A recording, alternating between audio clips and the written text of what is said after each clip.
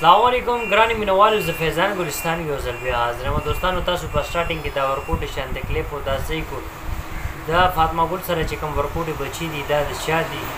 او دا صد پر راغلی نو زه تاسو سره په دې ویډیو کې ټول معلومات ټول حقیقت به ښکاره کوم دوستانو تاسو تر اوسه پورې زما یوټیوب چینل نه سبسکرایب کړئ نو پلیز تاسو ځان سره زما یوټیوب چینل هم سبسکرایب کړئ او ورسره په خوا کې بیل آیکن هم پریس کړئ نو دوستانو تاسو به کتلی دا ورکوټي ماشومان د مراد دی او د نیلم ګل دی نو یو څو ورځې مخکې ما دا خبره کړې وه دوستانو د نیلم ګل او د مراد د هغې چې کوم جګړه وه هغه ختمه شوه هغې پخلا شوي دي او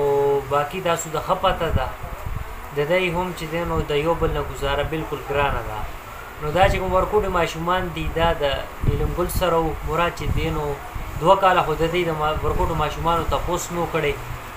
او نه چې دی نو دا خپل کور ته راوستی دا نیلم ګل سره نو اوس مراد چې دی نو خپل کور ته بوتلل نو دا مراد سره دی او فاطمه ګل سره دی نو دی چې دی نو تلي و سوات ته او سوات کې چې دی نو ګرځېدو دپاره تلي نو مراد ویل صبر که زه ورسره چې دی نو خپل دا ورکوټي ماشومان بچي م یوسمه نو اوس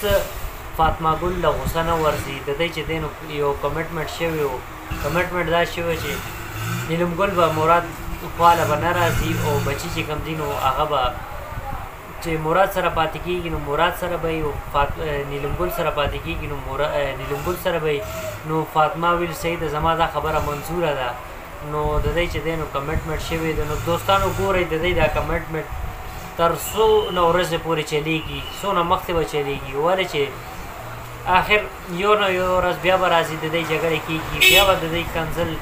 او جنګ ټکور شور شرابه بس یو بل پسې لګېدلي به یو بکواس دا به شروع کړي نو بس دوستانو تاسو ګورئ ډېر زر هغه ورځ به م راشي نو دا ضروري میسج ما له خپل دوستانو سره شیر کړم که ویډیو کې ما نه څه غلطي شوي نو زه بښنه غواړم انشاءالله ډېر زر تاسو سره به په یوې نوې ویډیو کې به ملاقات کېږي د خپل ځان ډېر ډېر خیال ساتئ د لوی الله په امان والسلام